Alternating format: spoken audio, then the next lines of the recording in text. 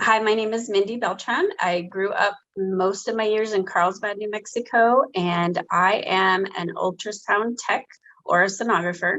I work for Asher Ultrasound, which I own that company, and we are based mainly in Artesia, but we travel to Artesia or to Roswell, Hobbs, and Carlsbad as well. So as a sonographer, my job is to create ultrasound images that are part of a diagnosis for a patient. So a patient would come in to me, depending on what exam was ordered. We not only do obstetric ultrasound, but we do a whole bunch of different things, hearts and arteries and veins, liver, kidney. So depending on the order, the patient would come back, I would do an ultrasound on the specific protocol that a radiologist has for us. So certain pictures that he would want to see and certain things. If we were to see something abnormal, then we would take more pictures. After we're done with the exam, we let the patient go. Then we fill out a worksheet, whether it's online or whether it's an actual paper, depending on what facility you're working for. You fill out a worksheet pretty much telling the radiologist what you see or you don't see. So this is an ultrasound machine that I use. I actually do mobile ultrasound as well. So we have little laptop versions of ultrasound machines. But this, when you go into a hospital, is usually what you would see. This picture, this place I'm here at now is 3D, 4D keepsake ultrasound. So it's for fun ultrasounds, women who are pregnant, who want to be able to bring their family in to show the babies off. This is a three-dimensional picture of a little baby with a little hand up and a little thumbs up. And so basically there's lots of buttons on here that pretty much help us to be able to get the best images that we can based on the type of ultrasound that we're doing. This is a transducer. This is a 3D, 4D transducer.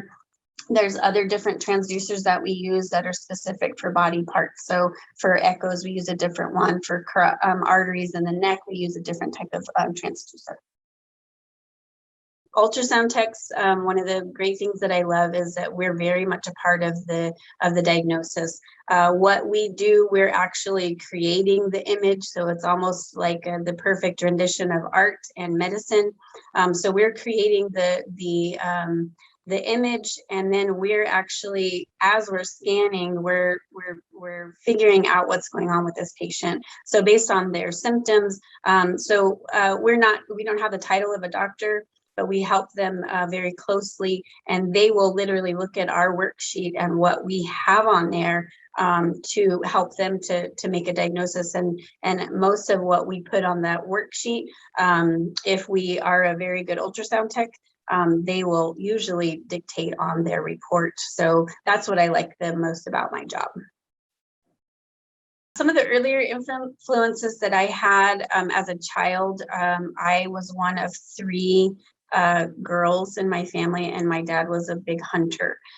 So my dad remembers me early on.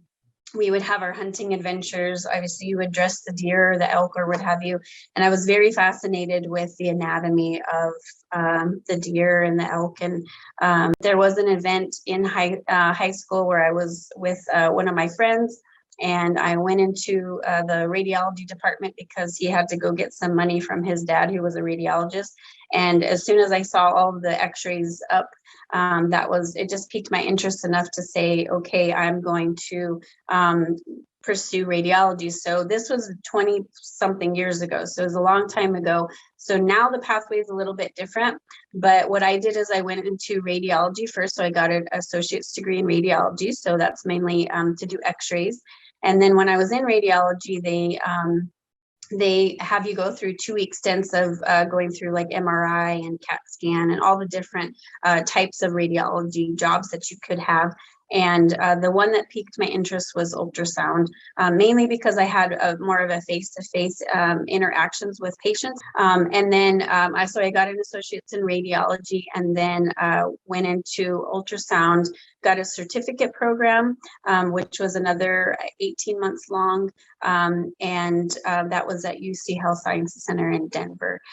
So the pathways now are a little bit different. I think when you come out of college or a high school, you have certain prerequisites that you can get into, but there's certain ultrasound programs that you can go right into, whereas the options were different back then. So I came back closer to family. One of the unique things about coming back to New Mexico, there's a lot of rural places. There's very few large cities.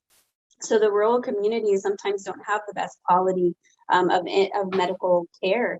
And so to be able to utilize my skills that I learned in Denver and bring them back to these smaller communities has actually been very helpful, not only to myself, but to a lot of the doctor's offices, clinics that I service. I can tell a big difference in some areas where the training that I have received has been such a huge benefit to bring to the rural places in New Mexico.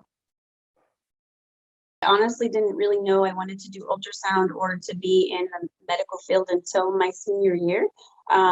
So I would say the things that helped me, that continue to help me today, not only as a sonographer but as a boss, is my activities in sports.